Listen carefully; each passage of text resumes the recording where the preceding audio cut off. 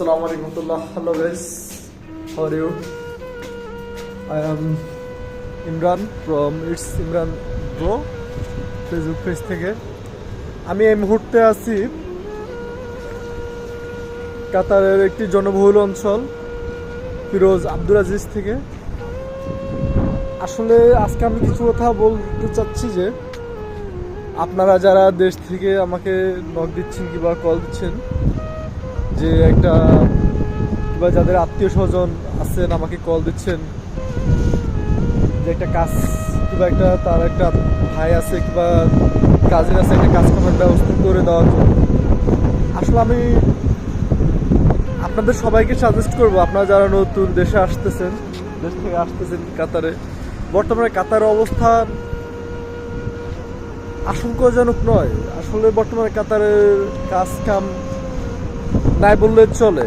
আপনারা আসবেন কাতারে 6 লাখ টাকা, 3 লাখ টাকা, 4 লাখ টাকা খরচ করে, যে 4 লক্ষ টাকা খরচ করে আসবেন কাতারে, আমি আপনাদেরকে সাজেস্ট করবো যে এই 4 লক্ষ টাকা কাতারে ইনভেস্ট না করে, কাতারে আসার জন্য ইনভেস্ট না করে 4 লক্ষ টাকা দিয়ে দেশে অন্য কিছু করেন, তাহলে অন্তত আপনার মাস শেষে 20-25,000 30,000 টাকা হলো একটা মিনিমাম একটা আর্নিং হবে।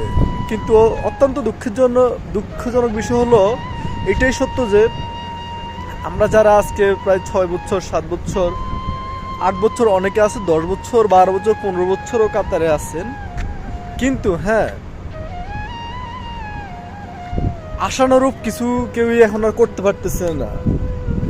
আগে হয়তো 2022 সাল থেকে 20, 21, 22, 23 সাল তত ভালো একটা যায় নাই। এই 3টা বছর যতটুকু মানুষের করছে একটু কাজকাম ছিল কাতারের, বর্তমানে কাজকাম এবং কোনো কিছুই কাতারে অত বেশি একটা ভালো না। আসলে দেশ থেকে আমাকে অনেকে কল দেয় যে ভাই আমার একটা ছোট ভাই গেছে আজকে 2 মাস 3 মাস 4 মাস কাজ কাম নাই, অনেকে কল দেয় আমার ভাগিনাটা একটা কাজে লাগাই দেন, কিংবা একটা অনেকে কল দেয় আমার ভাতিজাকে কাজে লাগাই দেন, অনেকে কল দেয় যে ফ্রেন্ড সার্কেলে কল দেয়, যাদের কথা আসলে ফেলতে পারি না, কিন্তু আমার স্বাদ আছে কিন্তু সাধ্য নাই। যেহেতু আগে আমি নিজে ছোটোখাটো কাজগুলো কন্ট্যাক্টে নিতাম, ইভেন আমার নিজের ছোটোখাটো একটু ইয়ে ছিল, কিন্তু আমি নিজেও বর্তমানে অত ভালো একটা কিছু করতে পারতেছি না। সাপোজ আমার আগে একটা ছোটোখাটো ম্যান পাওয়ার বিজনেস ছিল, ইভেন আমি বিভিন্ন কাজ কন্ট্যাক্ট নিতাম বিভিন্ন কোম্পানি থেকে, বড় বড় কোম্পানি থেকে।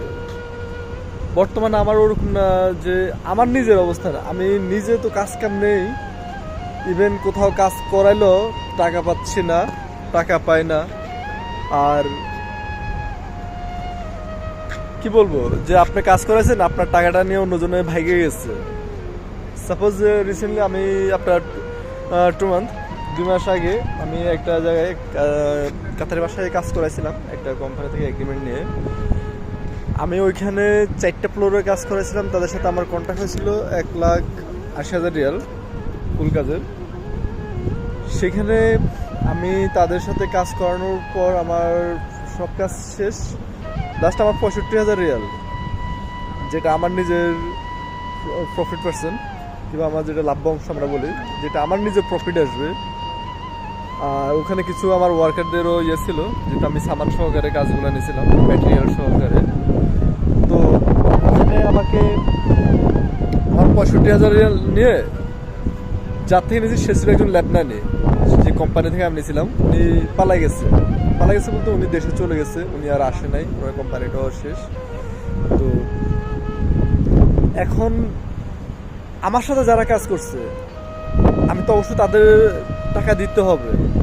লাস্ট আমি নিজের ক্যাশ 12,000 রিয়াল তাদের 1 টাকা সহকারে তাদের কাজের টাকাটা দিয়ে দিতে হয়েছে।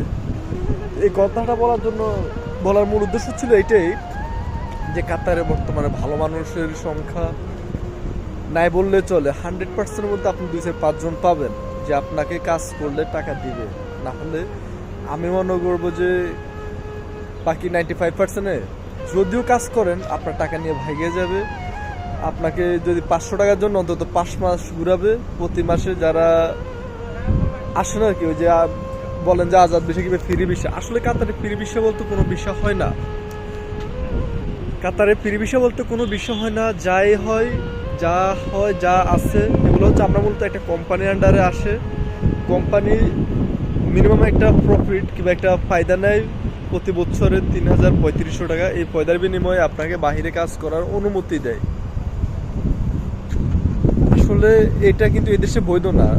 তাই আমি আবারও সবাইকে বলতেছি যারাই কাতারে আসার জন্য ইচ্ছুক অন্তত ভেবেচিন্তে কাতারে আসবেন। আর হ্যাঁ, আপনারা যারা মনে করেন যে কাতারে এসে অনেক ভালো কিছু করে ফেলবেন, সেটা হচ্ছে আপনার ভাগ্য। বর্তমানে 100 জন আমি এখন আর বলবো না, আমি বলবো যে 1000 জন যদি 5 জন পারে যে একটা কিছু করতে, ন্যূনতম একটা কিছু করতে। যেহেতু কাতার বর্তমানে কাজের আপনার যে চাহিদা আছে 10টা লোকের, সেখানে লোক আছে আপনার 100। যেখানে 10 জন লোকের চাহিদা, সেখানে 100 জন লোক আছেন। তাই হয়তো বা চাইলো সবাই সহজে কাজ করতে পারে না। আর অত্যন্ত দুঃখজনক হলো আরেকটা কথা শেয়ার না করলে নয়, বাড়িতে আছেন, বাবার হোটেলে মায়ের হোটেলে খাচ্ছেন, বাবা ইনকাম করে দিচ্ছে, মা রান্না করে দিচ্ছে, খাচ্ছেন। কিন্তু কাতারে আসলে এমনও হবে যে আপনাকে 3 দিন 4 দিনও না খেয়ে থাকতে হবে। একটা রুটি, যে এখানে বিক্রি হয় পাঠান রুটি, 1 টাকায় একটা রুটি, অনেকে একটা রুটি দিয়ে খায় দুপুরবেলা, বাকি রাতের সকালে উপোস থাকে। আর আরেকটা কথা হচ্ছে যে এমনও আমরা দেখছি 1 রিয়ালের খবুজ 1 টাকায় আমরা 10টা রুটি, আমাদের এখানে খবুজ বলে বাংলাদেশের রুটি, 1 টাকায় 10টা খবুজ পাওয়া যায়। সকালে 3টা, দুপুরে 3টা, রাতে 3টা খায় অনেকে, সকালে 2টা, রাতে 2টা, এবং দুপুরে 2টা, পরদিন সকাল পর্যন্ত দুপুর পর্যন্ত খায়। আসলে অত্যন্ত কষ্ট লাগে। আসলে আমাদের স্বাদ আছে কিন্তু সাধ্য নাই। আমি আমার জায়গা থেকে যথেষ্ট পরিমাণে চেষ্টা করি, যে হোক আমার বাঙালি কিংবা যে দেশের হোক, যারা এখানে আসেন আমার কাছে থাকলে আমি অবশ্যই চেষ্টা করি তাদেরকে দেওয়ার জন্য। কিন্তু এভাবে কজনকে দিবেন ভাই? তো আমি আবারও সবাইকে বলছি, যারাই কাতারে আসার ইচ্ছুক একটু ভেবে চিন্তে আসবেন। আর এটা হচ্ছে কাতারের আকাশচুম্বী বিল্ডিং এ আছে, কিন্তু কাতারে বর্তমানে কাজ নেই। দেখেন,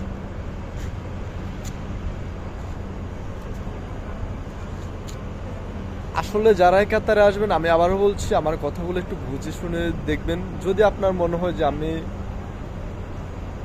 আপনাদের খারাপের জন্য বলছি, তাহলে আর ভাবার দরকার নেই। অন্তত কাতারে আসার আগে কথাগুলো ভেবেচিন্তে তারপরেই আসবেন। আসসালামু আলাইকুম রহমতুল্লাহ। সবাই ভালো থাকবেন। আর ভিডিওটা শেয়ার করে সবাইয়ের মাধ্যমে ছড়াই দিবেন। অন্তত সবাই যেন বিদেশে আসার আগে, কাতারে আসার আগে অন্তত কাতারের বিষয়ে কিছুটা জেনে আসতে পারে। আর কাতারের বিষয়ে এভাবে অনেক আপডেট পাইতে আমার পেজটা ফলো দিয়ে এবং লাইক কমেন্ট শেয়ার করে আমার সাথে থাকবেন। আসসালামু আলাইকুম রহমতুল্লাহ।